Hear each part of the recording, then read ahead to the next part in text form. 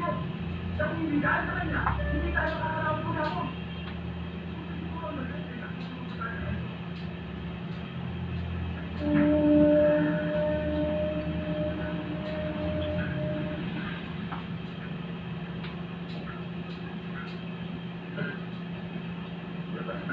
Pag-isipiyado pagkawala niya.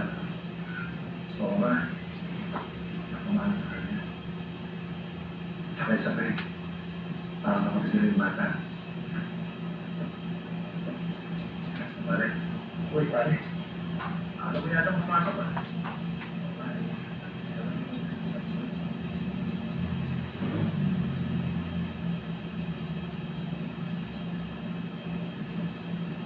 Parang hindi mo paniwala. Nasiwali sa ating anak ah. Hindi siya kasi lumali pa. Parang nagiging sa salita ang aking magtulong siya. Diba? Ano naman yun? Hindi siya nabigod, diba? At naramdaman niya na nabigod sa kanya bilang isang mabuting kapatid, diba? Diba? Nakita mo naman. Ayos ayaw ko iwanan, diba?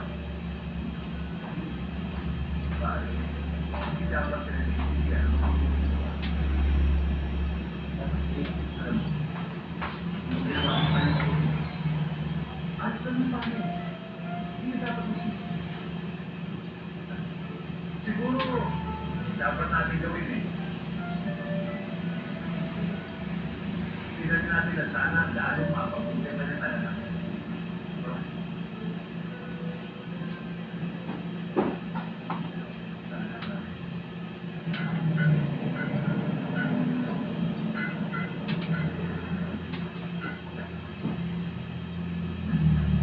Ano yun dyan? Sino ba yung kwarto at bigula? Oo. Ate! Si Frankie! Ayun siya o! Sando yun o!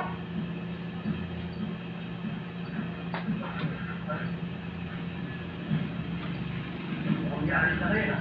Oo nga, kaya ito na, alis na kayo.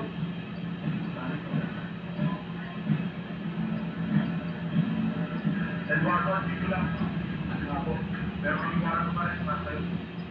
Eh ano kaso? Sabi, hindi ka si Tenson. Kasi, wala akong hihigam. Wala akong nilagay. Baka nagkakamali kayo. Ako dito ka po wala. Teka, teka. Kasi yung kwalite ka pula doon. Hindi pala mo kumuha niya. Ako makali tayo. Teka, teka. Teka, teka.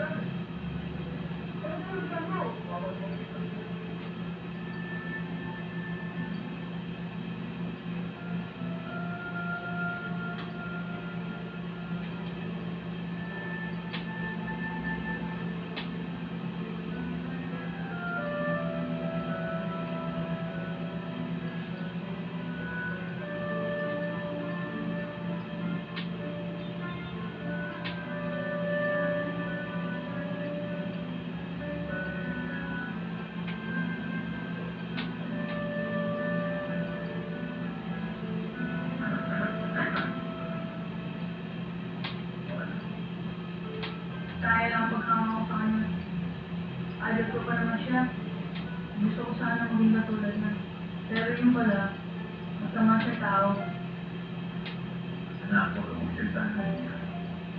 Napagbitan na niyo mo. Saka isa pa, huwag mo sa musgahan dahil walang sino kang tao pwede magmusga. Ang Diyos lang ang pwede magmusga. Kaya kung meron kang mga dati sa dibdib mo, may sama ka ng loob, alipasin mo na yun para makapagbisisyon ka ng tao.